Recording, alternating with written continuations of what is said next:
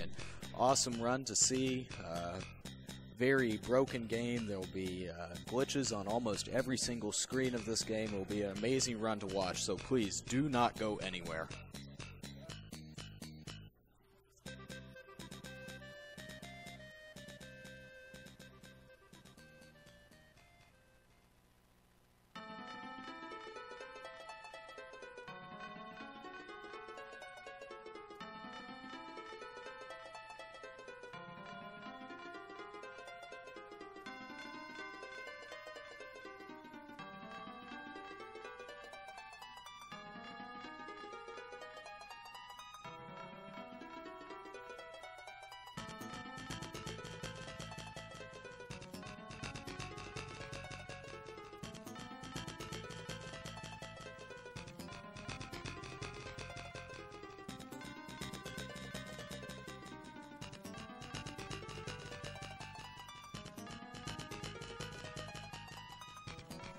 While we're working on setup here, we might mention we are sponsored by TinyBuild. TinyBuild is an indie developer and publisher known for games like Speedrunners, Divide by Sheep, and Lovely Planet.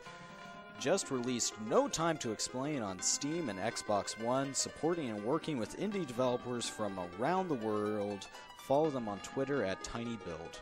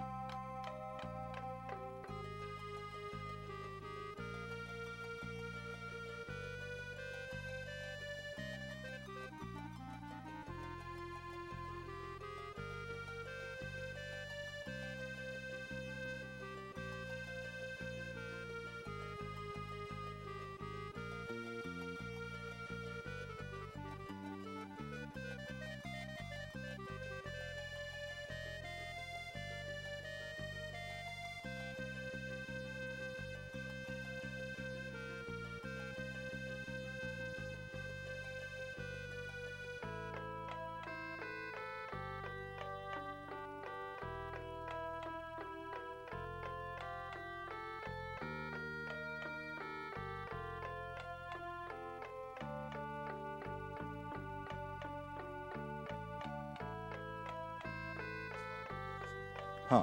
That's weird.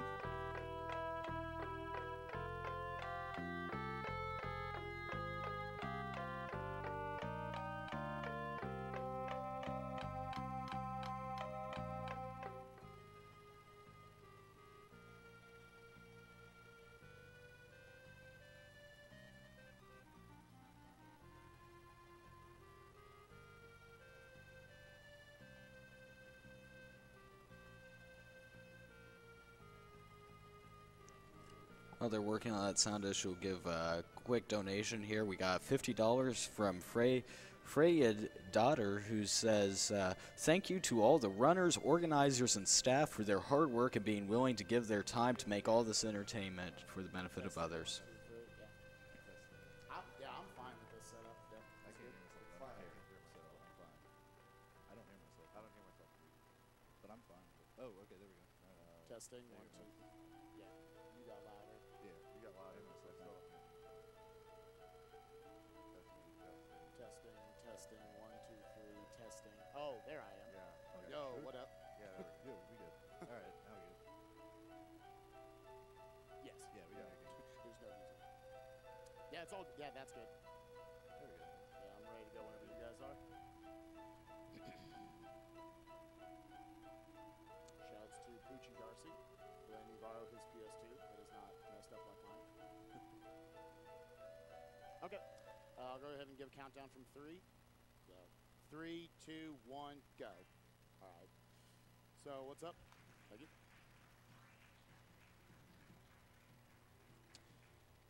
Thank you. So yeah, I'm spikevegeta, and this is Rayman 1. So 2.5 years ago, I did this at SGDQ 2013, and the best way I can describe that run was it was a well-informed, fast Let's Play, and I hope to actually give you guys something closer to like a speed run now.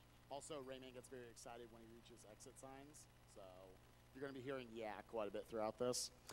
So after over the last, I would say, year and a half, it was about January of last year, this game got busted open, particularly by the European community. Quick shout-outs to all of you watching me from the Skype group right now. People like Ferkter, Dextera, who are the top 2 runners of this game in the world. Make sure I get this. All right, good enough. People like Shoteru, who's actually made a guide to this game, if you want to speedrun it. Follow him on YouTube at Shoteru Speedruns. And other people like Scrimpe and Go10 with Ferkter, who are actually making the task right now, which is going to be pretty insane. So in terms of the structure of the game itself, you start off not being able to do much at all. You can walk, you can jump, you can taunt enemies, which I'll try to show at a few points, but obviously it wastes time now. Right there, we just learned the ability to punch, the first of 5 abilities. And I guess needless to say, punch is pretty important in this game to do anything. So like right here, you see I've just broke open this cage of Electoons, which are the little things you have to save throughout the game. A lot of people ask when they come into the run, why, so is this like a 100% run? Do you have to save all of them? And in reality, yes, you actually have to save all of them in order to beat the game at all. There are 102 cages, 6 in each of 17 different levels, and you don't gain access to the final level unless you find all of them. All right, so right here, I'm going to try to walk about 1 to 2 pixels off this platform. That allows you to do a little bit of an air jump and get over that bullet as it's coming across. To note, if you miss that cage, it doesn't matter. Because we're actually going to have to revisit the stage, because you'll notice I missed 3 cages. They were earlier in the level before we had the punch ability. So, but that's okay, because once we get all of our power-ups, we'll come back and revisit a few of these levels I'm not grabbing everything on, and it'll be much faster. For now, you're just trying to kind of get through the chunk of the game where you don't have a lot of movement options. While also getting all the Electoons in the areas you can. Right. One thing to note about this game is that a lot of the cages and some of the enemies and various other parts of the game spawn. Got it. Nice. That's actually about a 3-pixel window, I think. Yeah, the Hunter's hitbox is gigantic when his hand is up. The safe strat is obviously just waiting for him to put his hand down because he gets like half the size of his hitbox. But yeah, so it just a lot of different things spawn by touching an invisible portion of the screen, or just touching an invisible hitbox, basically. There's no real hint for it other than an audio cue. So if you ever see Spike moving to somewhere that looks incredibly random, it's actually probably to spawn something. Yeah, you see a lot of that in the upcoming auto-scroller right after this screen, that it's going to look like things are just going to appear out of nowhere, and it's by me touching these like really arbitrary points on the screen. We're going to lose a little bit of time there. That's fine. That, like, I'm trying to time that last punch for him to be basically right on top of me, because he'll juke you if you miss it otherwise, but that's fine. A few seconds lost there. So, Rayman logic, we just beat the crap out of this guy, and now we are apparently best friends. So, cool. Oh, he was crying, and you pat him on the back, and now he's all happy, so. In general, the aesthetics of this game, like, I remember playing this game when I was, I guess, like 8, when it came out in '95. So, people who are good at math. See, right there, I just spawned that one up just by touching this arbitrary point on the screen. But it's got the aesthetics of, like, a 4-year-old's game, and in reality, like, nobody beat this game when they were a kid. Mainly because of all these arbitrary spots that you don't know spawn stuff. To note about this auto-scroller, so it might just seem like, oh, okay, auto-scroller, whatever. There's actually, like, if you don't do this the way I'm doing it, you're going to lose about, like, 10 seconds in the auto-scroller. And that's because, as you can see right there, the screen's sped up. It's got, like, 3 different speeds. I'm also going to be at the front of the screen, and I'm going to speed up now. Now I'm actually going to pull back. Because it's not camera-based, the speed of the auto-scroller, it's based on Rayman's position. So right there you saw I hung back as far as I could, and then once the screen slowed down, I moved back to the front of the screen to hit the trigger to speed it back up. So effectively what you're doing is you're elongating the fast parts of the auto-scroller, and you're shortening the slow parts of the auto-scroller. So I remember, I didn't know about that when I first started running the game, and I was like, why am I losing like 10 seconds on this auto-scroller? And finally you look at the position, it makes sense. And here we get the most OP ability in any game, the ability to hang. Very important. Very odd that it's not already in the game. Right. It's pretty funny some of the stuff it does restrict you from. Like, we'll get the ability to run later on and a couple other stuff that you would normally kind of start with, but Rayman kind of holds those for just a little bit to, I guess, get you used to the game a little bit and kind of restrict you a little bit in getting those Electoons. So a lot of the cool rooting in this game comes from getting to those Electoon cages without all the power-ups you technically you're supposed to have to get them. From here, we've got an auto-scroller that we can't really speed up, so I try to just plant as many of these seeds as I can. People always wonder, like, is there a reason why you're dropping all the seeds? I'm just screwing around. A little technique that I haven't explained yet is that I'm going to be using jump punches everywhere, because for whatever reason, I guess we'll say it's an intended mechanic, I don't know. But you get double the power and double the length on your fists every time you do. I say jump punch, but it's more accurate to call it an air punch, because you can just like fall off of something and that's going to be like extra power and extra distance as well. It's not actually the act of jumping that doubles it. But from here, it's just optimizing getting to the end of the screen. So I'll let you go ahead and read a donation real quick before we get to the next tough screen. All right, we have $30 from the Pitman, who says GDQ is one of the most fun things to watch. Power to all the players that do the runs. Keep up the great work, everyone. All right, so this next screen is the first, actually really difficult part of the screen. There's a lot of things that are not intended I'll be doing here, including landing on these tiny platforms to kill these enemies. Normally, they want you to knock down all those plums to, knock it onto their heads and then walk across. You're also supposed to use that plum right there, kill all those enemies, and then ride that across. But instead, we're going to just put this plum in the water and ride it backwards. So that's what J-Hobbs is talking about, how you just touch this arbitrary point on the screen and it spawns a cage. And not just cages, it'll also spawn enemies, platforms, other things you need to get places. And to note about these plums, the way they work is actually based on the direction Rayman is facing. That is the direction they'll move. So as long as he's on the plum, it takes about, I think you said, 1.5 seconds for it to start moving initially. And then he just has to be facing the correct direction. Mm-hmm. Climbing vines in this game is very slow, so instead I'm just going to jump. And that spawns a cage. Yeah. A lot of this game has kind of very hidden or kind of like anti-game patterns where you can't tell if something's in the background or the foreground. That was really good. That was really good. So this game, thankfully, has very little actual RNG in the game, but that's an element of practical RNG.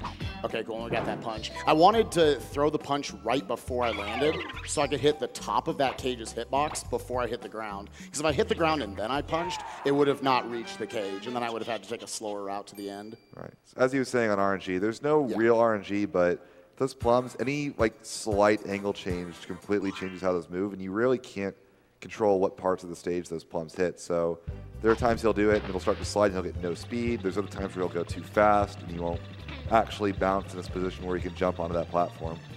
And there's a lot of little instances where plums can just do really weird things.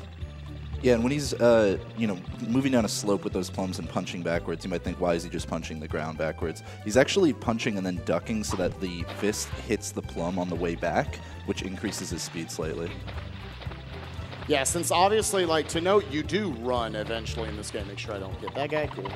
You do run eventually in this game, but it's not for about a half hour. So, I guess a lot less at this point. But so you kind of have to come up with these creative other ways to move faster in this game. So I can catch this, 2, 3. No, okay. If you bounce correctly there off the plum, which again is kind of wonky to get, then you actually can skip up to that platform, saving a few seconds, but not a big deal. Again, using the plum to speed myself up instead of just slowly walking across all those enemies, which they normally want you to kill anyways. Plum didn't fall in the water too, which was nice. Yeah. Didn't die. All right, now speaking of didn't die, we really, really, really don't want to die on this screen right here. So for fist power-up reasons. So we'll see what happens. I need a specific setup. Okay, I think that's good. I'm paying attention to how long I held onto that platform, though. This is a really tough one cycle. If he doesn't like it, he's probably going to just hold up, I would think. Yeah, we're going to have to hold up here. It's about basically elongating the amount of time you're on the moving platforms here, the lily pads. Because then that's just going to move you across the screen a little faster than your normal walking speed.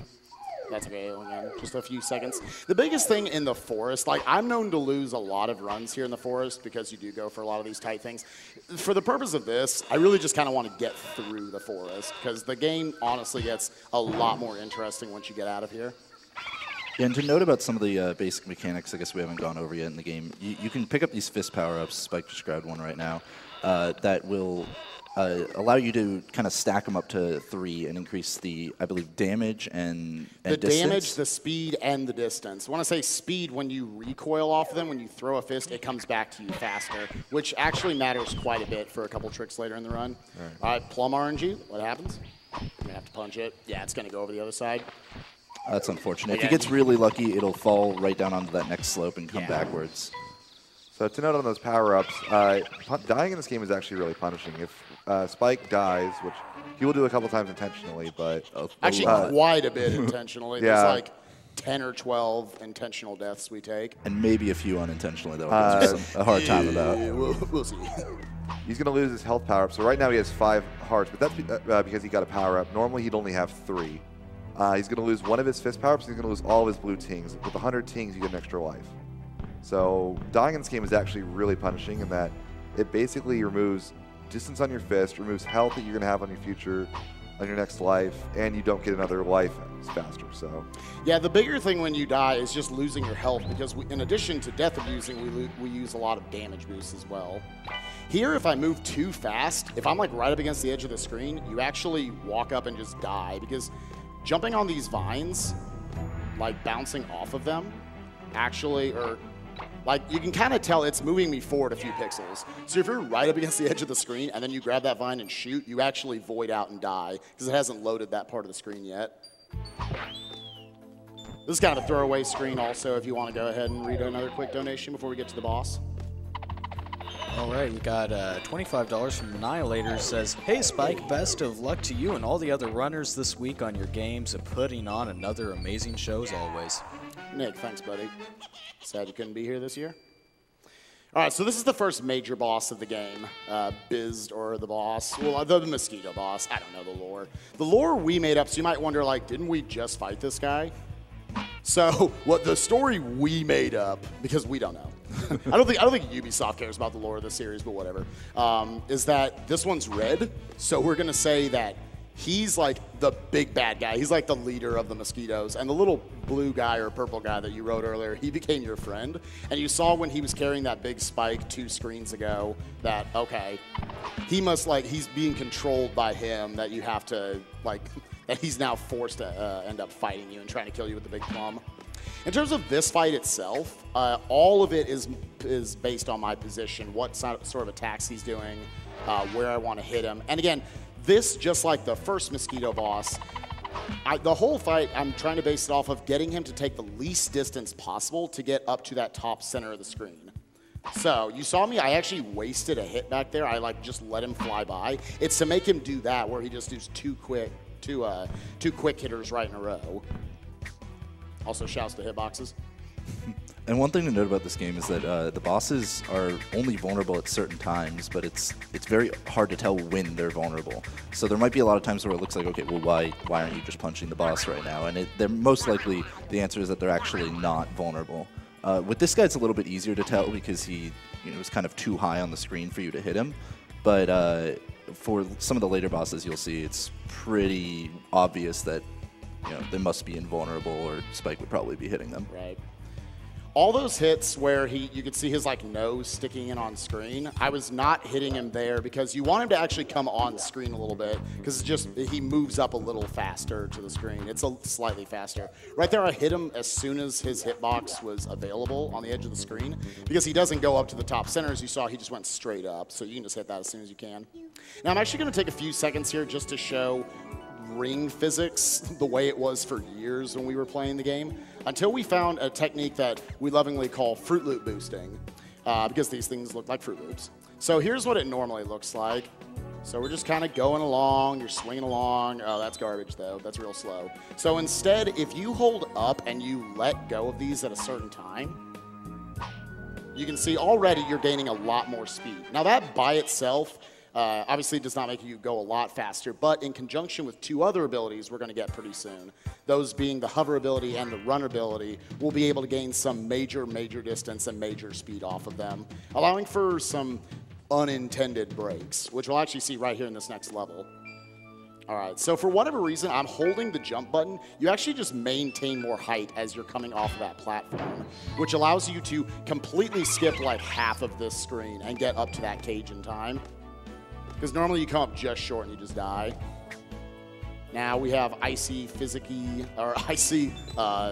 platforms. This game has one of my favorite sets of ice physics in a speedrun. It's just like the way it speeds up Rayman is just really cool to watch. So, yeah, I love to tell Spike this is the point of the game where he starts going fast because this is a speedrun and he should be doing that. We're going fast. All right. All right, so this next screen has one of the hardest tricks in the game, but it saves about 25 seconds to get up to this cage. There's a very specific setup to it, so I'm going to stay quiet for it.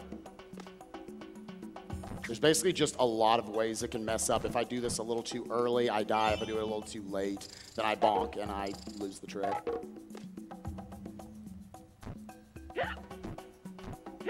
Got it. Got Okay, it. sick. Nice.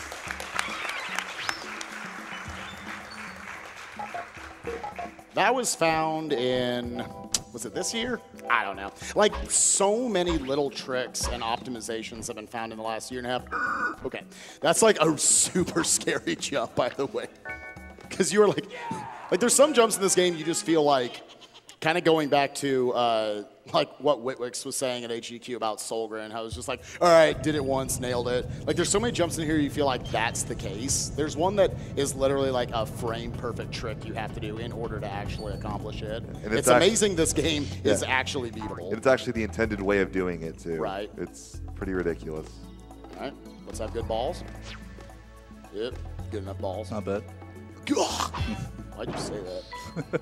So you saw Spike save earlier. It was actually so he could do a death abuse here as soon as he grabbed that cage. Joke. All right. So you see in the top left, his health actually went from 5 to 3 now. My tings went from 0, or from whatever they were, to 0.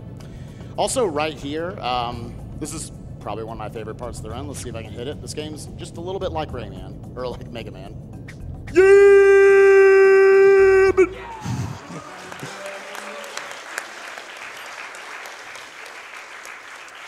In other words, there are no 2D platformers without zips. Yeah. Rayman's hitbox, as well as kind of a lot of the hitboxes in this game, is really weird, and it's actually very narrow, so he can kind of push himself into walls sometimes, and that's how that zip works out. Yeah, there are a couple other places where being able to push my tiny hitbox into walls are going to help quite a bit. All right, so here, this is the biggest trick in the game. It saves 3 minutes, as mundane as it looks. All right, let's get set up for this. I need to make sure.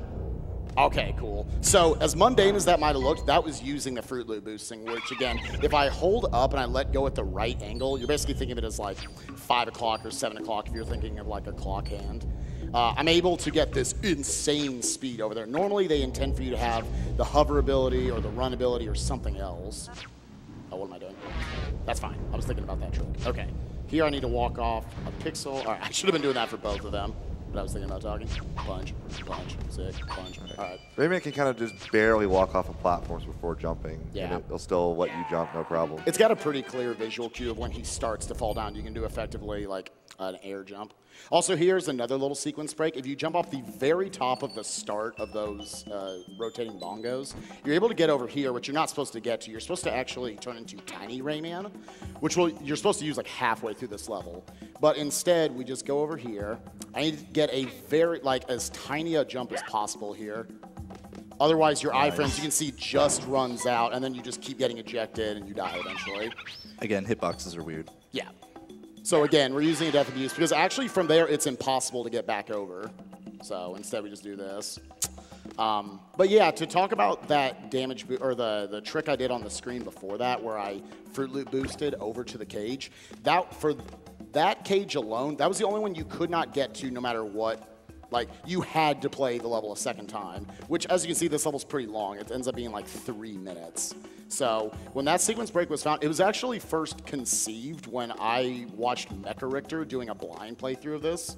And Mecha was like, I feel like you can get over there. And I was like, I don't know, man.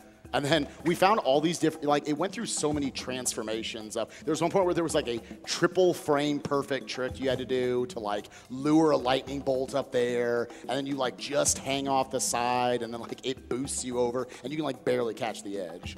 But thankfully now that Fruit Loop boosting was found, it like trivialized it quite a bit. And it wasn't just Fruit Loop boosting. I'm using 2 techniques there. The other technique being called tether boosting, where you saw like I was basically as far away from the Fruit Loop as I could be before I punched it, which made my tether or my rope as long as it could possibly be, which also gives you a more violent swing. You're basically kind of tricking the game into thinking you already have the run ability, so you get run speed off of it.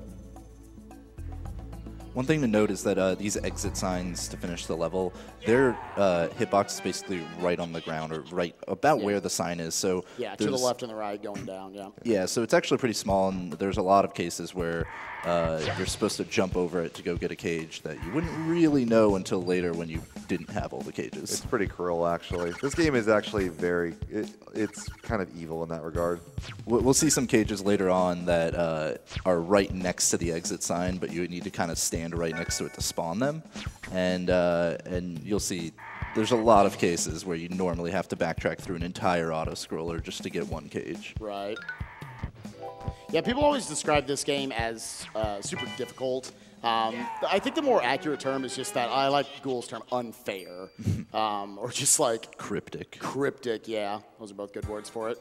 So this is one of my favorite levels in the run. Allegro Presto is just full of ice physics, and I want to hit as much of a downslope as I can get, so I can maintain as much speed as possible. This is where you really get to see this game as a speed game. And recoil. Hit that slope, duck, crawl back so I can actually hit this instead of falling down. Because if you have too much speed, you can't get it. All right. Here, this is like the trolliest jump in the game, I swear. Sometimes you just don't end up getting up on this ledge. So, get it. Hit the slope, so that's good. Whew. Okay. Nice. We got the thing.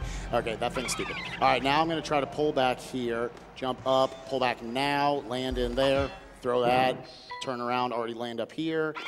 And we're going to try to end with a clip here. I've got a little bit of speed. Probably not going to get it. Yeah, not going to get it. Okay.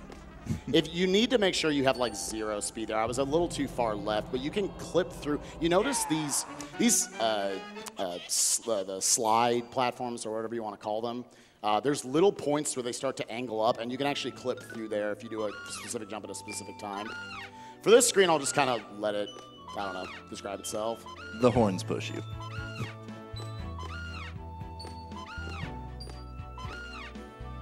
Okay, that's good. I want to jump at a specific time here. I got the good boost, all right? And probably the hardest part of the screen is right here, not losing momentum. Okay, got it. Nice. All right.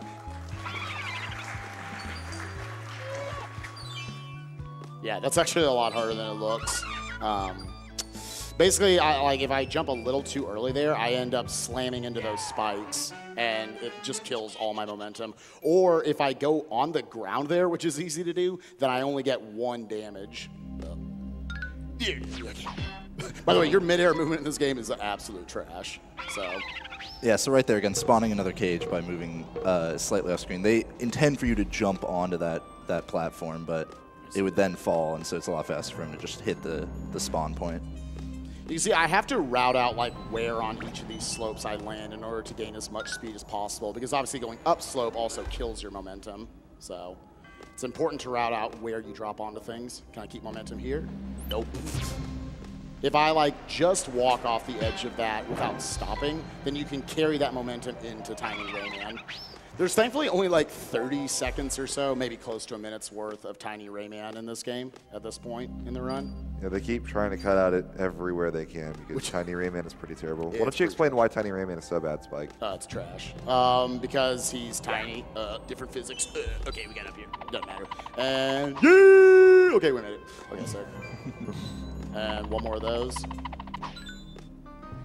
Basically, Tiny Rayman is just super slow. I want to try to make sure to get this slope here. That lands you perfectly on the cloud.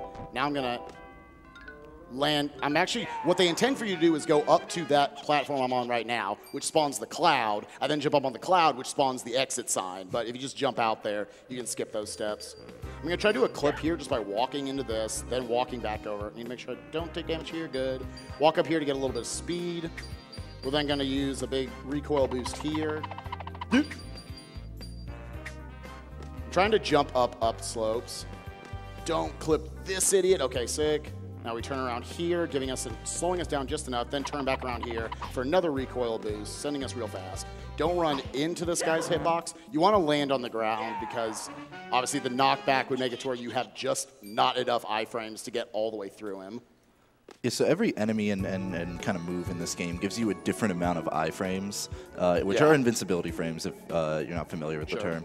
And so some of them, they might give you a few frames of invincibility where others might give you like 2 seconds. So he's actually making sure when he takes these damage boosts, he's getting hit in very specific spots by very specific enemies. Yeah. Ding. So now we got the helicopter ability. And you might automatically think, like if you're familiar with modern Rayman, or just in general, you think the helicopter would be slow. It actually maintains all of your momentum. So if I'm running and I jump and I helicopter, it's fine to helicopter there. It's only dropping out of a helicopter, which has its own technique to avoid that. Okay, cool. So you're starting to see in conjunction with the the Fruit Loop boosting, and then also having the helicopter, you can gain insane distance and maintain a lot of speed. Whoa, bleh. Cool. Didn't need it. Didn't need it. That's an unnecessary health. So we're getting closer and closer to the part of the game where you're going to really want to pay attention to how much health Spike has at any given moment. Yeah, you might have noticed there at the beginning of that level, I came in with 2 health, and I timed it to where I got my Ting life up. Not needed. Okay. Okay. That guy's a guy. All right.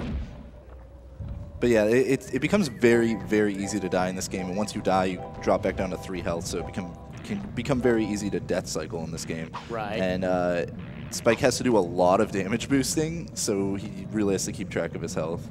Yeah, you're going to see a couple of damage boosts at the end of this screen. So again, you would think auto-scroller, probably like not much in the way of optimization. So we can get it? Oh, okay. So we're going to have to let him go by here. That's fine. That's a few seconds. I basically hit the edge of the screen. That was auto-scrolling. That's fine. That's the smaller damage boost. The big one's coming up. There's a 1-up right there. I'm actually not going to grab it because I want to be on low health for a death abuse in the next screen. So I'm going to hold down here and jump, which is going to automatically boost me. Hold that. Okay, we're going to have to grab right there. And you can see I was able to get a flip off of that. That sent me pretty far. I had to pull up a little short there because I bonked the ceiling. If I had done that, I could have swooped right underneath it and got to the next platform. But yeah, that's okay. We'll have a lot more instances of Fruit Loop boosting. And you notice right there, it might have looked like I just missed the ring that I was flinging off of. I actually wanted to effectively throw it. You'll see at the end of this screen as well. I wanted to intentionally miss it overhead and then pull as far diagonally away from it as I could. So then it was as long as possible to get as violent a fling as I could. So again, intentional death abuse there. I like to drop down to 2 health before I get to this screen, which is easy because the last screen is an auto-scroller and you're taking damage boosts anyways. For whatever reason, there's a couple of screens in this game that have alternate exits, this being one of them, and the alternate exit here is very, very fast, so we're going to be using it. Hitboxes.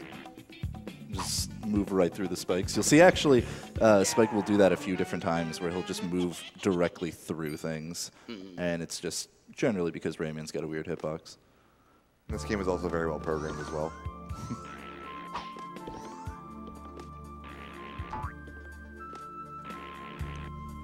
So those some of these clouds actually are bouncy clouds, while others are just regular platforms. The bouncy ones, if Spike hovers over them, he can actually get kind of the max height without having to bounce multiple times. Yeah, you'll see it particularly coming up in the next screen. I'm going to be utilizing that technique a couple of times. Should probably play it safe here. Yeah, I wasn't supposed to take that hit. You can still do the next part optimally, but J-Hop, should I babby it? No. Okay. Again, throw that right before I hit the ground so then I don't have to charge up my fist. All right, we won't babby it because J-Hop said it. If I die, it's your fault. Of course. Ooh. His fault. All right. I basically let go of that just a little bit too early. Normally, you have 3 health there, so that's a little easier to get through, but that's fine. Now, as punishing as deaths can be in this game, they actually don't remove your cage progress, which is kind of interesting. They kind of remove everything else, but you still collected the cages that you collected. So, it's really weird that he died there unintentionally, obviously, but he didn't have to go pick up the cage, so he was able to skip about half of what he had already done in the level. You'll see right there was another one of those health power-ups, so he's back at 5 health. This is one of my favorite parts of the game. This is like a 3-second auto-scroller. Yeah. And we don't know why it is. The only theory we have for why this might be is that there's something that has to load. And if that wasn't an auto-scroller, you would go there too fast and the game would crash or something. And that was the only way they could think to give it time to load or something. It's really funny, actually. So there's another one right here for some reason. Yeah, I know Marsh Fighter Paladin, a good friend of mine, he was trying to theory craft why that is the case. But yeah, his theory was just there's something above or below the screen, that there's weird screen tearing, screen wrapping. They thought, oh, just make it an auto scroller. Sure, sounds good. So backwards damage boost there, so we don't have to wait for that idiot. Yeah, with a lot of these damage boosts, you'll see Spike kind of turn Rayman right before he takes the damage, and it's just so he's getting hit in the right direction. It's just a little bit of an optimization. So you were speaking of March earlier. We actually got a $50 donation from him. Heck yeah, dude. Saying that he said, hey Spike, good luck on the run. Wish I could have been there to help commentate. See you in January. Money toward the secret level in Dust Force because that thing is disgustingly hard. Thank you, Marsh. You're doing well, buddy. We're going to play it safe here. You can land on, just a couple of pixels on the left side, and that spike actually won't hurt you. Also, this is another intended death abuse. It's seems a little out of the way for me to do it the way I did, but effectively, I think that saves, it's either 4 or 8 seconds, I don't remember exactly. But just doing it like that, oh. And again. That was interesting interaction. Love it. Okay. Yeah, the bouncy clouds are probably, I love you, Michael Ansel and crew, but it's probably the worst implemented part of this game. It makes no sense. However, for whatever reason, like J-Hobbs was talking about, if I hover right before I land on it, then I automatically get max height. So we just do that now, as opposed to just looking like idiots and getting different heights every time and missing jumps 80 times. Also right here, I'm gonna throw my fist and then fall down, actually spawning that cage. And again, on the recoil or on the boomerang physics, effectively of a fist, it'll take care of that because its hurt box is active the entire time, the entire way back to Rayman. So, all right, so this is the level. Get hype, everyone. I'm about to start running. It's crazy. Yeah, it's very odd that the very last power-up they give you in the game is to run. Mm-hmm.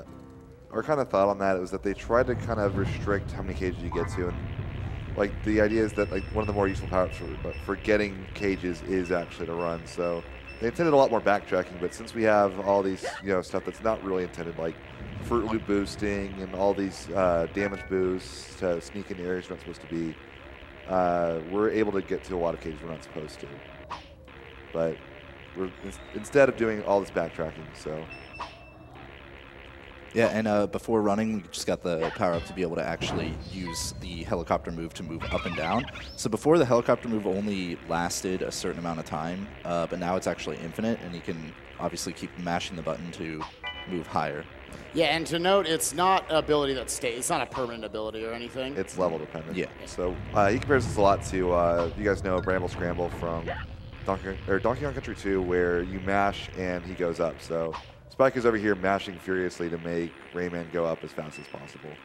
It's fastest to move up and to the right. I'm taking a little bit of damage here. I might grab a 1-up at the end. Like, this is the kind of screen that when one thing goes wrong, all the timing gets knocked off. And I got hit kind of early on. That's okay. We'll work through it.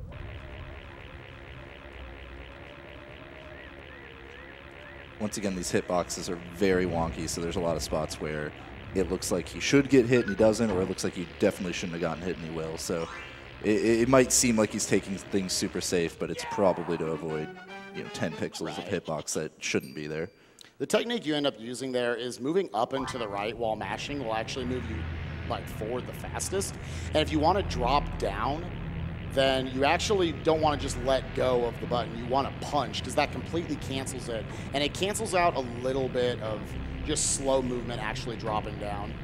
Also, this is another screen that's super evil the first time you play it because you have no idea what you're supposed to be doing here. And you see, like, I know what I'm doing, and I'm still, like, barely going to get this. Yeah, so basically what he's doing is he's using his hair as, like, a saw to cut those ropes. But the game doesn't tell you to do that, so most people, when they get here the first time, just, like, and then just, like, fall in the water or, like, do nothing, and they get crushed. Yeah, I like that there's no audio cue or anything either. Pretty much the only hint they give you is that little bit of smoke that appears. Did I get it? Nice. Yeah, nice. Cool Rayman's fist can Yeah. move off the screen, so he was just throwing it at max length there to be able to move off the screen and let the recoil hit it. Yeah, and again, it's boomerang physics. It's going to follow you back wherever you go. That's how a boomerang works, right? Sure. Sure. All right, so you see this couple damage boosts right here. This is one of the last. I think there's only 2 more auto scrollers, thankfully, in the run after this. So I'll go ahead and kick it over to Cosmic if you want to read it off. I've got about a minute's probably worth of this level, so go ahead and read a couple donations. We've got plenty for you. Say, first off, Leah25 says, greetings from Scotland. First-time donation as I only recently discovered GDQ. I'm blown away by the skill and creativity of the runners and by the sheer generosity of the watchers. Keep up the good work. Also, Carlito NSP says, I donated for Spike Vegeta because he has a great haircut. Shoutouts to TriHex. I was thinking about again, mid-air movement is bad. Go for it. I'm just bad. Okay. Say, Aiden173 says, had to donate during Spike's run. Him and Puexel playing through FF9 made me fall in love with speedrunning. Good luck with the run. So here we are on the next screen. Actually, my positioning and where I punch that guy is what forces him to move forward. His hitbox, since he has the higher ground, is a little wonky to get over. All right, so I want to turn on at the rock here. Note that all of the snow on the ground gives you the same ice physics as those ramps earlier on. I'm trying to like hover in a certain place there to maximize the distance I get off of that recoil boost. The screen's kind of a tricky one to get an optimized run of. I rarely do. So. Land here. Poop. No, I don't even care. I'm going to waste time and do it again. Land there. Better. Got it. Cool. Thank you. All right, sweet. That might not have even wasted any time because of how slow it is to crawl underneath those spikes. Yeah, actually, I probably still saved. I'm going to say 2 seconds. Yeah, you saved that. Again, hovering right before it so I get the right jump. This is tricky. No. Okay, we're going to move across here. As precise as those platforms are, one of the nice things is that when he grabs a ledge and jumps up, Rayman will always kind of land on the platform in front of him, basically on the last pixel. So there are small platforms with spikes and that kind of thing on them that you can actually stand on if you grab the ledge first and then jump straight up.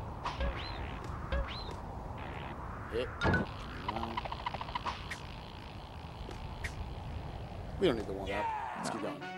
All right, so Mr. Stone, I'm going to kick it over to Ghoul to explain. This fight used to be like 4 minutes. Now it's not. Go ahead, Ghoul. Yeah, so the reason he's letting me take care of this is because there's actually a soft lock in this fight if he doesn't do this right.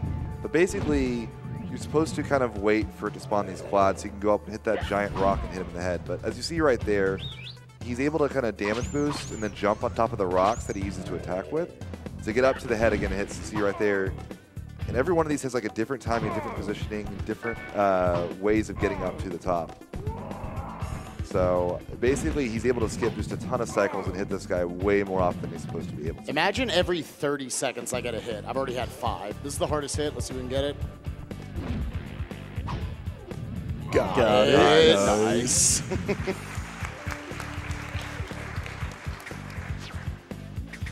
So if he screws this up, he actually can knock this boss off screen if he hits him in midair. And it basically turns into kind of a light soft lock because he knocks him out of bounds, and the guy has to go all the way across off screen to come back around. I needed to delay that as long as I could because I needed him to actually shoot out that cloud. If I had not done that, then he would have still done that walk across. He would just run me over. I would have taken a hit, and I wouldn't have been able to hit him back. So I needed to delay it long enough for him to actually spit out the cloud and then hit him, which makes the timing pretty tight.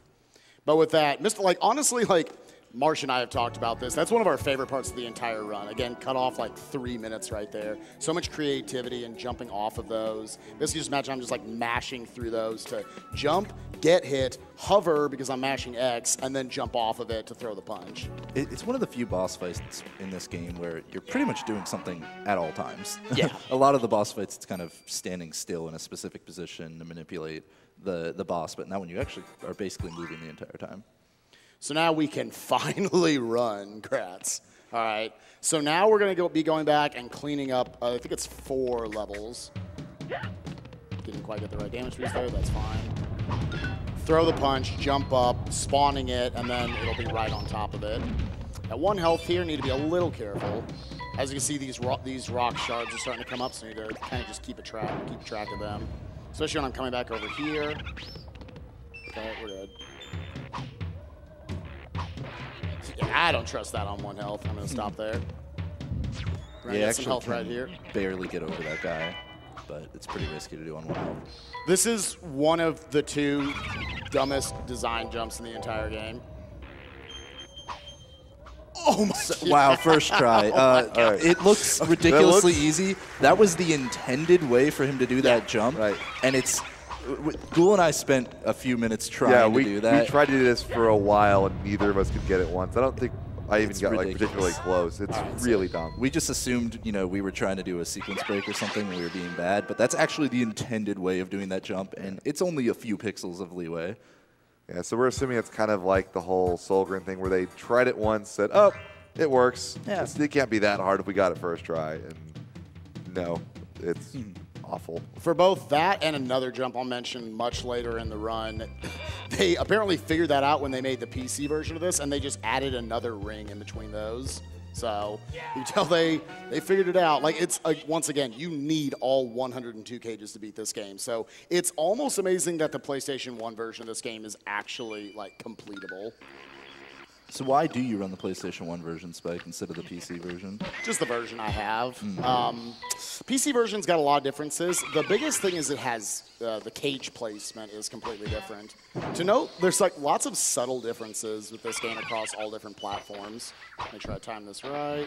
It's also been ported to just about everything known to man. Yeah, as most of the Rayman series is. You can play this game on, obviously you can see PS1, you can play it for the PC. They made it for the Game Boy Advance, don't play that version. I think it's on the Atari Jaguar. Atari Jaguar, it's got the Sega Saturn version. The Atari Jaguar version actually, so all the slippery slopes that I was going off of, they don't actually have ice physics. So yeah, those levels suck. But yeah, just lots of little subtle differences. Right. And actually, I believe a lot of communities are European, so a lot of them run it on emulators since PAL differences with the US version. And it's a bit tricky to get a US PlayStation in Europe. You can start to see all the movement tech is starting to come together in this game, actually running, doing a small hop in order to get a double powered punch. Because again, jump punches or air punches are double powered and have the double the length. Just dropping out of a hover by punching. You start to see all this movement tech coming together. Dude, nice. That's sick. That's actually really tight to get. And then I'm going to backwards damage boost there, setting me up for this. Okay, we're good. This is always a really wonky screen for me. Throw that up, get rid of that. Falling down will spawn this last cage. And then we can punch this one. And again, almost every level, except for I think just the last 2 levels of the game, have these exit signs on just the first screen. So it makes for some pretty quick backtracking. This is one of the 2 or 3 hardest tricks in the game.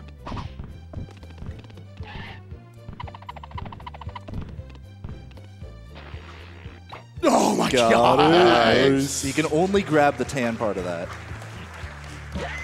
I was not expecting to get that first try. All right, sick. All right, cool. We got that. It's all based off of very specific positioning on the ground, getting a specific speed off of those. I'm actually like, you have to, because like, I'll just show you. Bam, you punch that, it just falls straight down. So you need to actually get all the way on the right upper corner of it and then punch it from that side over the water and then get the right, like if you hit it at the right angle, it'll have good speed going backwards and you can just set it up right. You then, once you get on top of the plum right before the big jump, I need to start my run back up again to get a little extra momentum and height to actually make it all the way over to that. How much time does that save? Close to a minute. It's pretty obnoxious getting to there normally. So a lot of this screen is basically just hoping you don't miss cycles. Yeah. Probably going to be quiet during this screen as well. Actually, do you have a lot of donations, Cosmic? We've got a few that we can go through. Here, we'll go ahead. I'll get through this screen, and then there's another longer auto scroller after this that you can then do those off during. I'm almost done with this. Whiffed it. Doesn't matter. I usually like to wait here anyways, just because these platforms, if you go too fast, he's in the middle of moving those. Yeah, this area's a bit nerve-wracking to go through just because there are just giant pits underneath a lot of moving platforms. So. Okay, here, start my run back up. Okay, cool, got up to it. So we're through that screen. What was I going to say? No, actually, yeah, I'll explain that later. Just go for donations. All right, Team 56 donated $50 saying, "Greetings from South Korea. I started watching the live stream since AGDQ 2015 and loved it, so I'm crashing lots of time into SGDQ as well. Let's make the High-Low 3 legendary happen and kill the animals this time." Also, Molo Mulo donated $10 and said, "You guys are amazing. SGDQ is a fantastic event, and I'm having a great time watching. It's all for a wonderful cause. Get that Rayman Spike." Tatsumi Jin donated $10 saying, "First time donate, second time watching, decide to donate 10 now to Spike Vegeta. Love you singing in KH2 and run at AGDQ. Will donate again later during Kingdom Hearts run." We'll throw in one last one here. Toothache here donating for another great cause. Seriously impresses me the dedication everyone puts into the speedruns and the event itself. This donation goes towards a link to the past 100% run, my favorite of the Zelda series. Keep all the great work, and that was for $30. Also, I guess I'm going to go ahead and mention one quick donation incentive I recommend you guys donate for. If there are any like random runner's choice, you can put it towards it as well. Make sure you donate for Shovel Knight Low Percent by our good friend Munchakoopas. That's pretty darn impressive to watch. Okay, whiffed on that. You can actually grab the edge of that little mini platform right there. This is a fun screen to get to do, but obviously pretty hard to optimize with all the ice physics and everything you gotta do. Again, you're seeing just instances there where I am implementing the hover ability, and it's not losing me time. I'm maintaining the momentum going into it. Yeah, there's one trick coming up pretty soon that you'll really see that happen, and hopefully Spike gets it first try.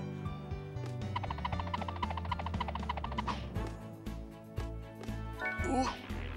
We're going to have to take the road. Oh, not Dude, quite. screw it. I'm going back once. I don't even care.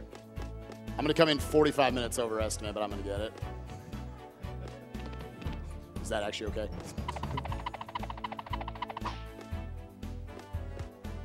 There we go. There it is. There we Okay. go.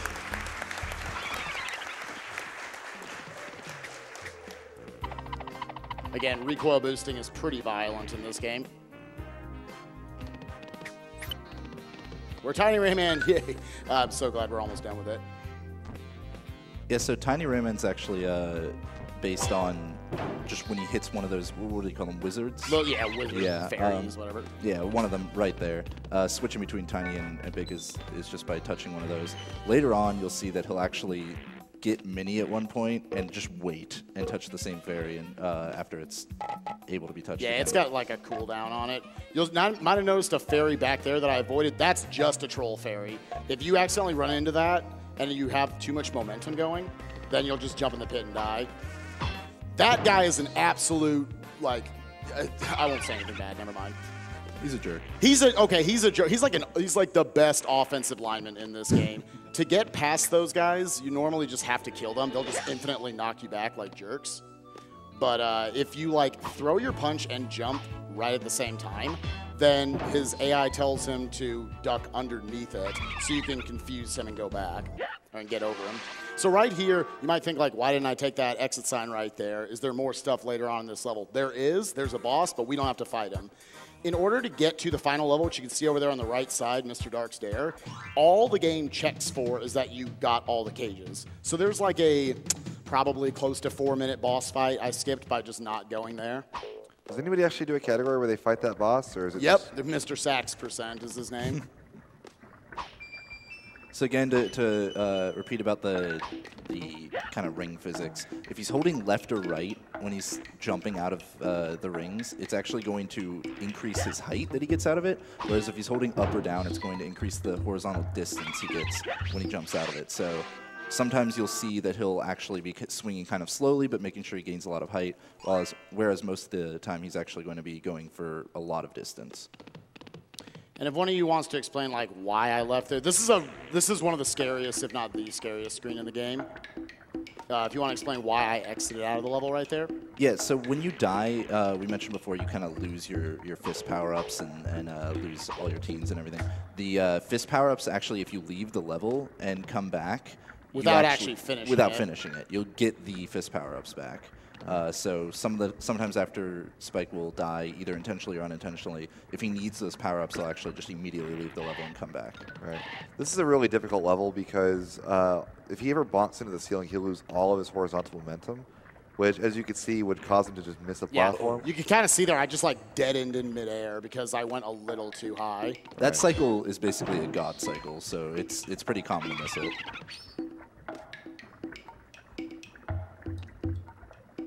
Just wait there. And again, hitboxes are weird, so he has to be super safe around the larger spikes. Yeah. Like, honestly, like that might have looked like that was like super slow or anything. That's only about 3 seconds slower than you can possibly do it at. All right, let's see if we can hit this hitbox right here. Didn't quite hit it. Yeah, almost. It is like the far like bottom left corner. You can hit that without having to wait that cycle and actually spawn that fairy. Again, a couple seconds, not a big deal. The biggest thing about this game is damage control because it's really easy to have 1-minute mistakes in this game, and I've done so far pretty good about avoiding that. Cool, we at least made that cycle, which is actually really hard with Tiny Rayman. You need super clean movement through that bottom section. Knock on wood. On the whole no 1-minute mistakes. Please, God. Sitting on 4 lives here is actually pretty good. He'd probably like to be on 1 or 2 more, but only 1 unintentional. So that goes ahead and shows you right there. By the way, always punch that guy. You like only 1 unintentional death. I've been getting like 1,000,000 lives, and I'm at 4 right now. Just so much death abusing. Time for some sub-pixel fun. First try. Yeah. Good job, video game. I've seen him go at that sometimes for like a minute, just, okay, charge up the punch, throw, nope, charge up the punch, nope. So. Yeah, it looks really simple. Rayman can look like he's in the exact same position on the screen, and he's actually not, according to the game, and cannot reach that cage. Yeah, I think last night I got it like 4th or 5th try, so. It was bad. It was, I cried. Super scary spot. All right, you want to hover under this. Again, you're dealing with spikes that are right above bouncy platforms. Walking off of this should line it up to where I get up to there. That's good. Oh, gotta catch this cycle. Am I gonna get hit by this guy? I'd rather not. Yeah, we're gonna get hit. Yeah, okay, that's fine. Whatever. Again, this is basically the point of the game where you want to be keeping an eye on Spike's health up in the top left corner. It's gonna go down to 1 a lot. Normally, if I don't get hit by that idiot back there, I'll just like damage boost through this little section. But obviously, I had to kind of slowly hover. Oh, Tiny Rayman's terrible. You see how much slower Tiny Rayman runs than normal Rayman. It's a little bit less when he's on that those like inky iced platform. He has the potential to go, I think, just as fast. Is that right, Spike? Or is it almost right as fast? there. Mm-hmm. Yeah, but gaining the momentum to do that and keeping it, especially, is really hard. Yeah, you just feel like you're running through mud when you're Tiny Rayman. Thankfully, we're almost done with him. Here's another place of kind of practical RNG. This game has so many just bizarre things in it sometimes. Notice how everything in this game has eyeballs. Literally, the wall has eyeballs. Sick. All right, we're through that. Now, it's very important that I have 4 health at this point. Hopefully, I don't get trolled by... There's one instance of actual RNG in this game that actually matters for the run. And there's these 2 little enemies I have to beat first. The first one, strat's pretty cool. I call it keep him in the corner and mash. Sick. Cool fight. All right, so now this idiot, he is RNG, like his bomb spray patterns. Oh, this is good. Oh, because that was really good because he put it all on the right side. Normally, he'll throw it and it's just covering the entire ground, and you're going to take a hit. The reason why 4 health is important is because I'm actually going to be using 3 damage boosts on this boss. Normally, once again, kind of like Mr. Stone, this fight normally takes forever. There's a lot of just like wasted scripted parts. But, however, for whatever reason, if I get flush with the wall and then jump into her, she actually damage boosts me up to her height. Her hurt box is only available when she reaches the top, like right there. And stops moving. And stops moving. Her sprite has to be at a complete stop. So like right now, her hitbox is not available. So right now we're already like super far into the fight, like farther than you're supposed to be. I believe there's a soft lock on this fight if you do something wrong. At the Yeah, end, so we're gonna pray. I don't know, we might come in like 30 minutes underestimate if I soft lock here, so. All right. Yeah, at the very end, he has to make sure that all the knives are in the specific spot before he damages the boss. All right. All right, so here it is. I believe in you, Spike. Okay. Okay, we're good. There we go. No soft lock. Basically, all those knives have to be either moving or off screen, I believe. Yeah, basically imagine if you look at the 4 knives, so you notice I waited a lot longer on that damage boost. If she gets off screen before the 4 knives get on screen, Rayman never starts dancing. And if he doesn't dance, I guess the game's not happy and it just kills you instead. Too bad. What I'm trying to do is like, that's a really common death right there. Just a small optimization. Okay, yeah.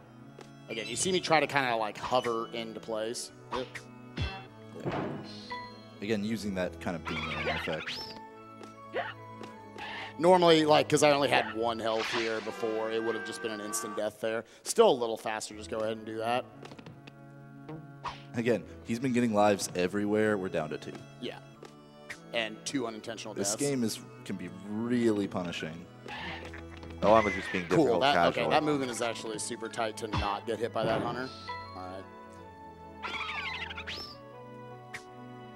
I've got a quick donation that I think you enjoy if I can. Of course. Okay, we got $50 from Maya. Says, hey guys, I'm Ubi Maya from the Rayman team in Montpellier, France. It's always a pleasure to see our limbless guy on SGDQ. Thank you. All my tings belong to you. Who was that from? One of the developers of Rayman, part of the development team for Oh, Rayman. That's awesome. All right, that's awesome. Thank you for video game. Again, we're using a Fruit Loop boost there and then hovering to maintain that momentum. Instead of having, normally you have to spawn a bunch of other rings and then ride those across, but instead we can just fling down to the end there. And again, that hovering ability only has a certain amount of time unless it's on a screen where he can use it to move upwards. So he actually needs to make sure he's getting a specific angle or he'll run out of hover. All right, so again, Rayman's hitbox is tiny. You'll see him when he's hovering like that. He'll throw a punch to drop if he needs to drop quickly. It's just a faster way of getting down. I want to once again tell you guys, Rayman's hitbox is tiny. Thank you, developers.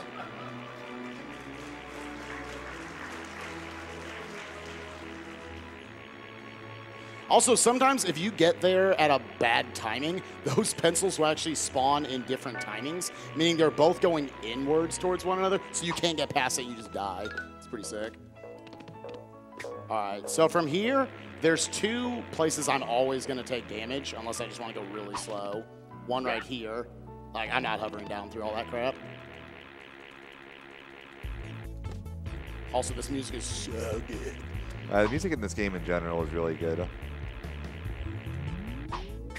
Again, I'm over like bouncy platforms with spikes. So I have 2 hits of leeway. This guy's cool. All right, sick.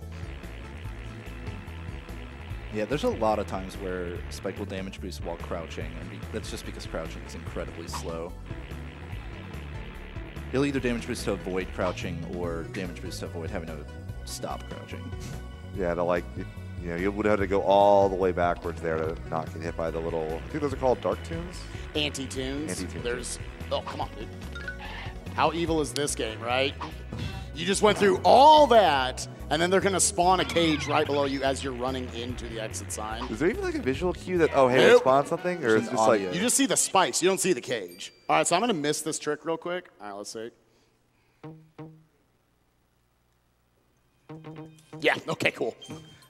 So this screen is kind of really evil, and all of these basically force you to bounce up, and you need to move down. So if you're ever slightly off, you'll just get shot up to the top of the screen. Yeah, you can save like 5 to 10 seconds there by clipping down where I was trying to. But effectively, you need to like throw in a quick hover right as you're bouncing also. And then if you throw in a quick hover, then you will actually deaden yourself there, and you'll be able to just get down to the cage super fast. I've gotten it like 5 times ever or so. But worth pointing out. yeah, as you mentioned, this game actually is going to look, there's the guy working on the tasks for this, and it's going to be a really, really cool task. Just, there's so many strats that you just can't do in real time in this game. Let's see here. What happens if I drop right here? You die? I think we're going to have to just die. That's all right. We're just gonna... Oh, there's a thing down there, dude. Dude, they actually like thought of something to not like be evil. Developers actually do like you, Spike. All right, that's fine. I whiffed a little bit on that jump. That's totally fine to this point. All right, so you'll notice I'm walking off this edge. If you run, you die. You end up flying straight into the pencils, and it's not a good thing. Okay, so a little bit of time lost there, no problem. Here I'm going to skip this entire section by jumping right at the edge and then just hovering underneath all of it. Maintain my momentum going straight into the exit sign. So, all right, we good.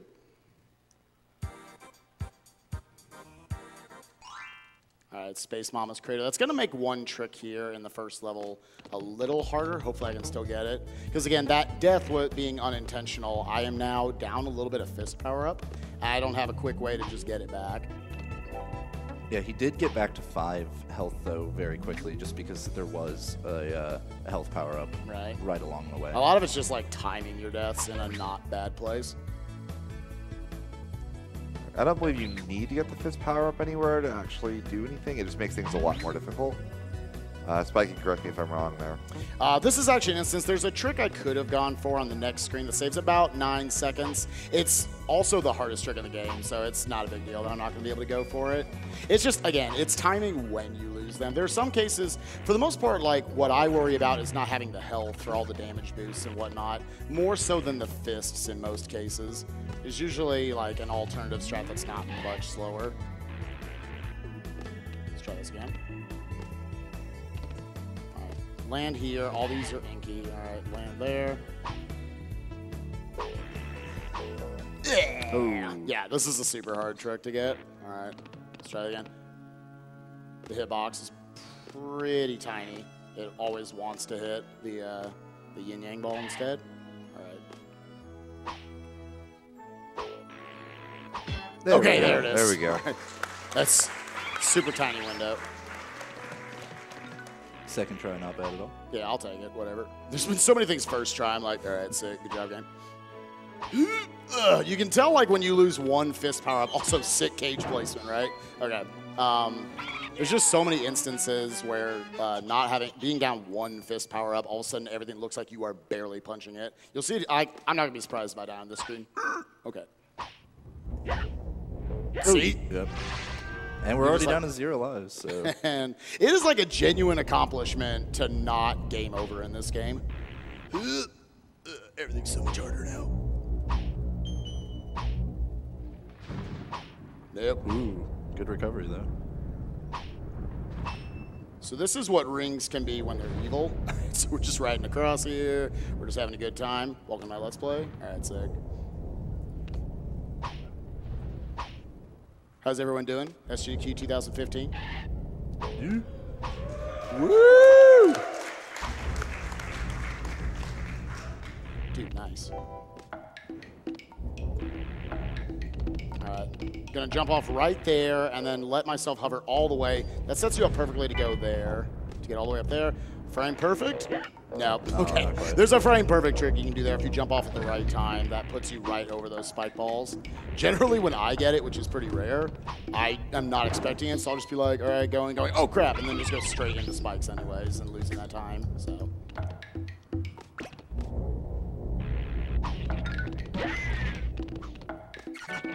Sitting on 1 health again. Yeah, that's a really well-placed power-up right there. Yeah. Anti-tunes are cool. And Once again, walking off this edge sets you up in the same way. So, and don't grab the ledge? No. Oh. All right. You're going to be seeing me do a lot of little sequence breaks on this screen right here. Normally they want you to go up and to the left, but instead, damage boost. I'm going to land here. As soon as it reaches the top, okay, let's try it again. Okay, we're able to catch that. That skipped a lot over on the other side. And then I'm going to spawn this, not catch that platform there because you're faster than that is. This is a safety save. J-Hobbs can make fun of me if he wants. I think Spike says he's going to take about 3 safety saves, and he said make sure to give him crap for every single one.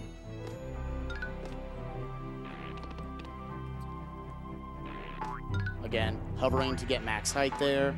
Coming up here, spawn the cage, come back over.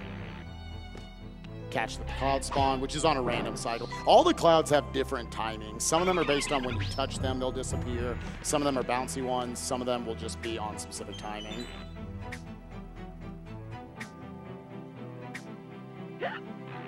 Blah!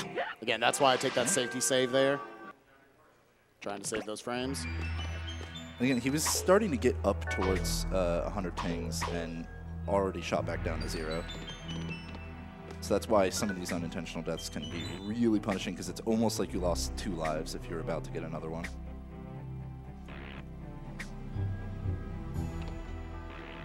Hear that ting? Yep, going back. Yeah, the audio cue is really the only thing you have to tell you that a cage might have spawned. Because it could be spawning anything. It could be spawning enemies. Found by Marsh Fighter Paladin. Hold jump and hold punch. And that will give you an infinite, because when you're holding, when you punch off the rings and you're still holding jump, you automatically let go. And so when you let go, your fist automatically comes back to you, and you just repeatedly keep punching and you keep gaining height. So there's some cool ways you can basically elevator your way up. He's going to be using that a little bit later, too, on several rings in a row, and one of the best tricks in the game.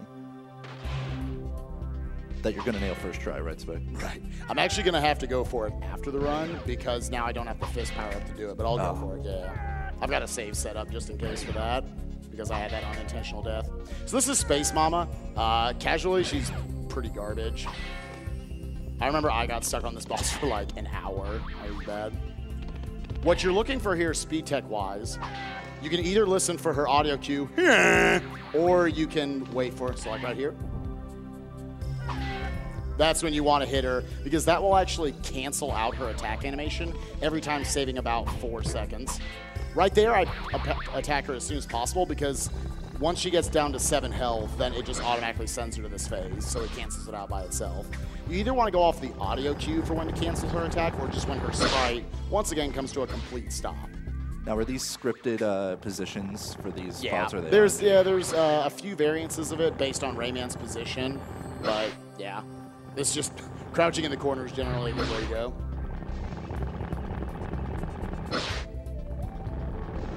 Wait. Yeah, so this is another one of those bosses, kind of like I was saying earlier, where there's a lot of waiting around. All right, so we're going to get one more hit on her right here, and then we're going to have to fight her. As you can see in the background, she flew in on a washing machine. And it has health. You can actually see it right there in the top right corner of it. You can see it kind of sparkles up when it's ready to get hit again. So it's kind of a weird little technique I'm using to hover into place and then throw the punch right before, both hitting it and dropping me down as fast as it can, right before, because she's throwing in that little energy blast at the most awkward time. I'm actually hitting all of these so far, and perfect. Sick. Nice. Okay. So now we just got to do 4 more phases with her. Oh, I'm bad. Her hitbox is a little wonky. Would you mind if we came in through with a pretty big donation? Of course, go for it. Okay, we got $1,000 from Vooligen. Very nice, dude.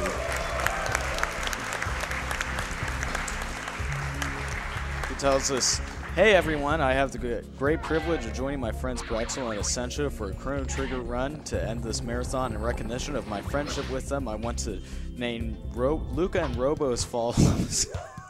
Just saw this. Luca as Demon and Robo as Choco. Followers of the Demon Chocobo, now is the time of your return.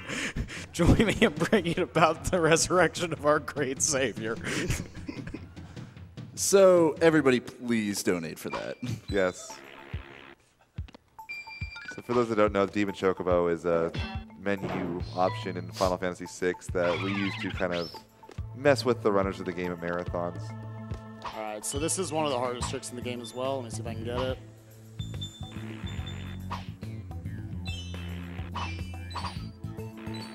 Okay, we got like half of it. That's still Not bad, fine. not bad. So if I didn't die on the last screen, I would be going for, I would actually intentionally die just to try to show something off. I've got it set up in a save file, so if we come in enough underestimate, I will try to showcase that afterwards. But just lots of usage of Fruit Loop boosting here. And again, I'm holding jump through all these so that I'm keeping my height and keeping my speed, as opposed to just slowly rocking across each of them. That jump always scares me. That's such a bad placement of that spike ball. Okay, cool. All right, so we got through the screen. Again, I'll try to show that off later, the full extent of that. You can't do the full thing, like going all the way across the room, since you have to stop and grab those 2 cages. But we'll see what happens. This is another tough screen. There's a couple of just really tricky spots. Hopefully I can get a damage boost coming up. Oscillation, cool. Sometimes if you're in just the wrong part of Rayman's run animation there, which by the way sounds like a horse galloping, then you will get hit no matter, or you'll get hit no matter what. Good to be at 5 health here. There's a life down there I could grab if I wanted a health refill, but we're good. You don't need it. Not. We're still trying to avoid the game over, dude. All right, so here's the damage boost. I need to jump away from the wall and back into the wall in this within just a couple of frames. No. Let's try it again. We get one more try. Dang it, dude. Oh well. So we're gonna have to take the slow route here, which can sometimes be a little scarier than the regular way, or than the damage boost way. But that's fine. That would have just skipped having to go over and fight those guys. Jumping back out over here, so I can actually spawn this top cloud up here. Normally what the game wants you to do is jump on that bottom cloud that rides you across, and that spawns it and runs it over, but you can just reach the hitbox if you jump out and to the right like that. Okay, so we're gonna be grabbing this cage here, and then I'm gonna be so there's a couple of different Fruit Loops in this game. There's the pink one that we've been going off of, and there's the red ones. The red ones are evil. You never want to touch those. Pay attention to that. Okay, cool. We caught that cycle anyways. I'm actually going to be, this is the exact same speed, but I'm just trying to avoid having to touch the red ring. So, what's bad about the red rings? They go down when you touch them at first. So if you get in a bad spot, then you're just dead. Alright, we're trying to line these up. Okay, cool. Again, trying to get max height off of those. I missed it the first time, which meant I had to wait a little bit. That's cool.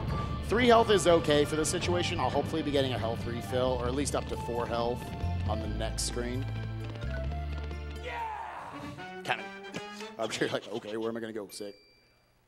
All right, so this is probably, for a lot of people, the hardest level in the game casually. Eat at Joe's. Just a lot of really evil screens. Shout out to one of the best level names ever, though. Come in with a real quick donation. Go for it. Say, K-Spice donate $100 saying, hey guys, working from home up in Canada so I don't miss the action. Big fan of the GDQs. This year is looking great. Looking forward to the Metroid and Mega Man block later today. Spike Vegeta is right. Let's get that Shovel Knight low percent going and, of course, kill the animals. So please, we need to get that Shovel Knight low percent.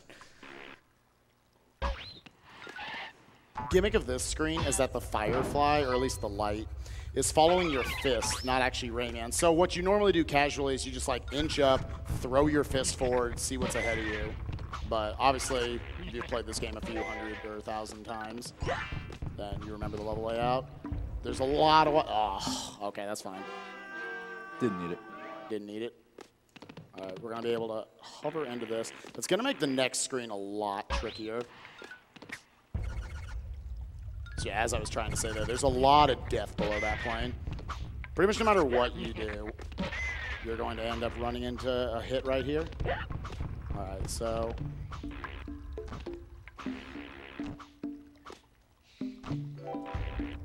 That's too bad, I haven't missed that in a while. So, at one hit, okay, I'm gonna have to make some jumps, okay? Which is pretty difficult to ask me to do, but we'll be able to recover. Fruit boost off of that. What I'm going to be doing is I'm going to spawn these guys right here, and then I'm actually going to wait till Rayman fully stands up, and then I keep going. It's just to make sure they're out of the way by the time you get here and start this cycle. Otherwise, they would have gotten in my way. Okay, so we're going to have to do some kooky maneuvering here. Let that go by. Okay, we made that jump. Okay, yeah. All right, we're going to grab that one up there for the safety since I had no health to work with. Okay, we're through the scary part there. Had to take things, unfortunately, a little slow. All right, so this is the other point in the game where I describe it as just, like, I don't know.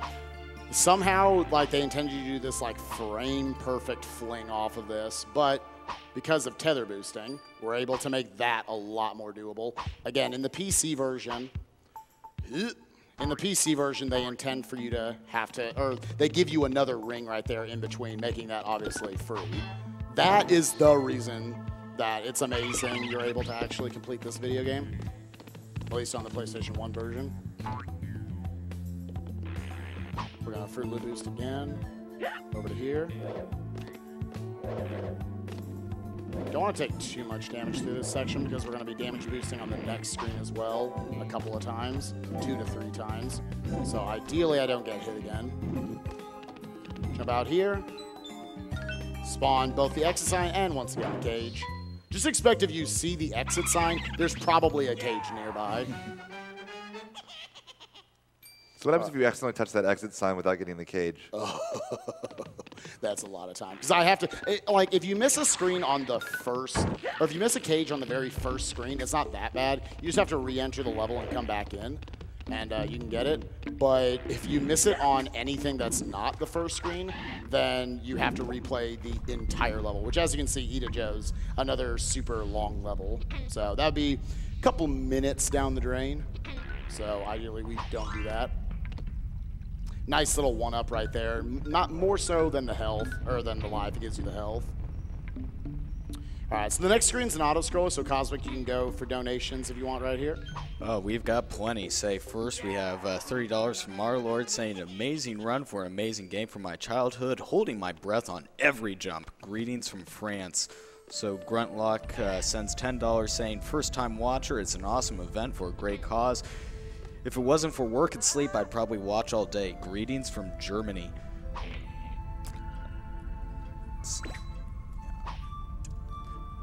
Also, we have $100 from Chris126 saying, donating during Spike's run. Thanks for the great commentary and fantastic Spike. Also, we have $10 from Kuros Kai, who says, love what you all do. Twice a year getting an overdose of nostalgia, but with way more style than I played originally. Keep up all the good work.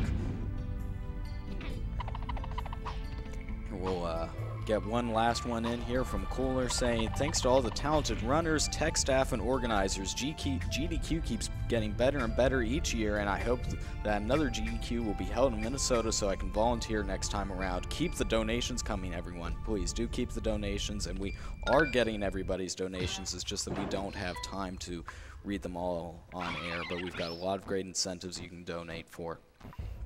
This next screen was probably, it's the last screen of Eat at Joe's, and it was probably the hardest screen for me casually, getting across all this. If I keep my speed all the way through and make a few jumps, shouldn't be too bad though. Okay, we have to wait here. I wait for 2 bumps. When I'm about to hit this blue spike, that's when I have the clear to jump back over. Ugh. Throw that back, catching it as it's respawning spawning off screen. Go, go, go. Don't catch the fish.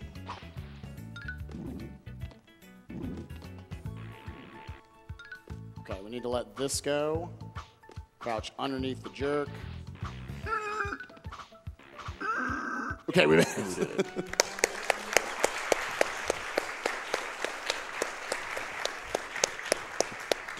Don't really want to admit how many of those jumps I missed. All right, so this is the last level before the actual last level where I need to grab cages. So jump up here, spawn that cage, come over here, hit this cage. I need to jump as soon as I can because this cloud's about to be spawned from me standing on it. Hover into place, punch the cage. We're going to be using a couple of Fruit Loop boosts coming up here in tandem with tether boosting. One right here.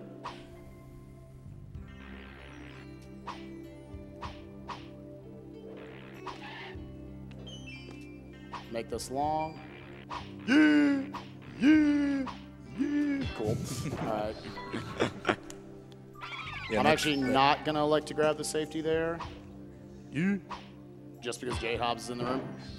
Which means I'm probably going to die right here. You could. All right, we didn't die. So, all right, but we're not out of the clear yet. There's a lot of screen left.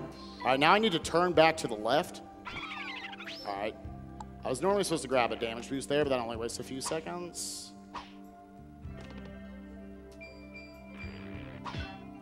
And that's the last cage. We have all 102 now. Now if I'm not... Okay, we're not going to catch that. Ignore that I was about to say something about going faster. All right, these red guys are jerks, so I'm going to be using another tether boost here to try to get on top of this guy. Don't need that one up. Okay, cool. We got through the screen. All right, Nice. That's one of the most demanding screens in the game. There was one damage boost I missed there. Other than that, that was really, really good. All right, I hate this boss. So what's nice, if you want to be a PC runner of this game, which there are none of to our knowledge yet, you actually don't have to fight this boss. Similar to how I skipped Mr. Sax earlier in the game, you can just get all 6 of those cages because you notice that was on the first screen. And then you can just jump in the water and go out the exit sign. For whatever reason, the PlayStation 1 version didn't get an exit sign on this or the last level. So out of curiosity, those platforms fall randomly? They are, yeah, there's like 4 or 5 different patterns they can take. I've seen them enough to where I know after the first one drops which one will go next. And to note, this actually isn't quite the boss fight yet, and Yeah, pretty there's much 2 the phases. only indicator of that is that there's no health in the bottom left corner. Sometimes I can be bad and get sniped here as I'm about to jump up. This is not random. It always goes top, middle, or, yeah, top, middle, bottom. Okay, we didn't get sniped there. I'm walking. It might look like I'm just like, I don't know, just walking forward like being silly. But I actually, if you run into this idiot, you bounce back like a million years in measurement units. You will die if you run into him. So now's the actual boss fight. It's another one of those where the first time you do it, you're going to die because you're like, ah, what is he doing? What is he doing? He's not following, like those homing missiles are not following you. They're, once again, they're following your fist. So the first time you're just getting bodied by this idiot. Kind of one of the more dull fights in way of speed tech, but it's one of the fastest fights. It's probably, actually, it is the fastest boss fight in the game, so not a big deal. He goes 2 hits, waste a hit, 1 hit, waste a hit, 1 hit, until the last 2. Also, I guess if you look at the background, we're in Agrabah all of a sudden.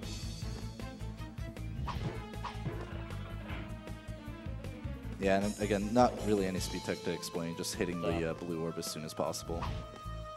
And he gets really close to you here. I'd rather not take the damage. Okay, cool. All right, so now we are through all 17 levels. We have all 102 cages. It's time to actually go to the final level. Again, a lot of people, I know blinds of this take like 10 hours without getting any of the cages and having infinite lives. So and that's more so, like, it's not to pump me up, but just to showcase like how hard it is casually just to find any cages in this game. But here we are, Mr. Dark's Dare, and for whatever reason, we go from all these like dark jury places to the final level being big old birthday cake we're flying through. So cool. All right, so we're riding a frying pan. I almost soft locked this the other day by like landing. Like you want to obviously once again like hit as many downslopes as you can. Right here. Now I'm going to start to pull back. Oh. Basically, because if you're going full speed into there, that's actually a little slower than I meant to go, but if you're going full speed, you will shoot right into that orange goo and you'll die. That's the only like reasonable place to die in there is right at the very end. The current world record holder, Dextera, not to dog on him, but that's his only death in the game is right there. So you can imagine that being pretty frustrating when you're on such a good run and then losing it right there. So right here he has Dark Rayman chasing him. Dark Rayman will do everything he does just a little bit after him. So if he jumps in a spot, Dark Rayman will jump.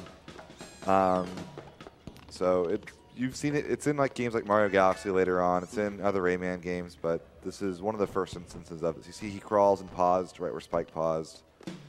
So if he touches him, he will hurt Spike. And kill me. Yeah, it's a one-shot.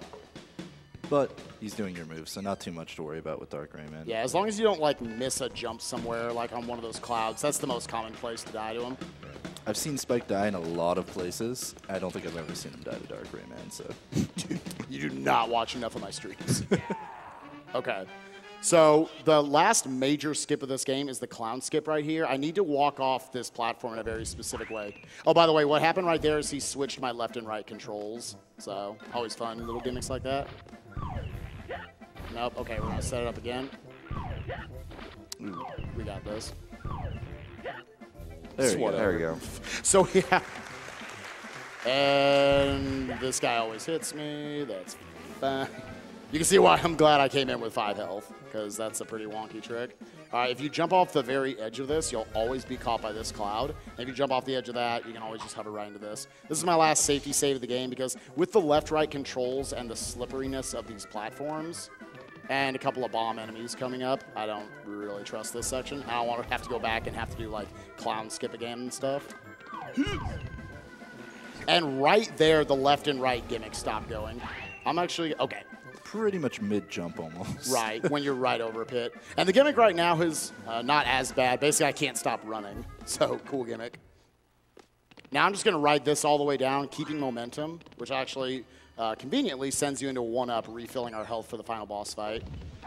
So the final boss is about a minute 30 to 2 minutes. I actually don't know the exact time, so I guess not get ready on time, but I'll give you a better cue coming up soon.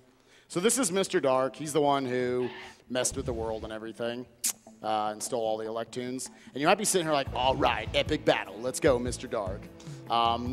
Hate to break it to you, but we're actually never going to fight this guy. We're just going to dodge flames, dodge some energy blasts from him, and then we're going to fight some creative bosses here in the last minute. So as you can kind of see, these flame pillars get closer and closer together over time. And eventually one of these, Spike will be jumping over the energy blast that he's sending. There we go, right there, because it's actually harder to move like he's been for all of them and not get hit. Also, cool hitbox. All right, so now the Electoons, because we saved them all, they are going to in turn help us out. Thanks, buddy. So now we can throw our fist. Mr. Dark is like, peace, and I'm not fighting you. Instead, you're going to fight combinations of the bosses you fought throughout the game. Here, I'm going to try to get triple hits on this guy. Nice. 1, 2, 3. All right, good. And can we 3-cycle him? Nice. Okay, cool. Nice. Here, I'm going to whiff. That's fine. Come down, please. Okay, sweet. You can basically stun lock this idiot. And now, final boss of the game, right? Yes, you're going to be getting ready on time pretty soon. Yeah, it's once I get the final hit on this guy. Ooh, a frame perfect. All right, nice. So you can get double hits there right when he stands back up. I'm a god. I've got 2. All right, sick. Can we get 3? No. Okay, sick. All right, and time.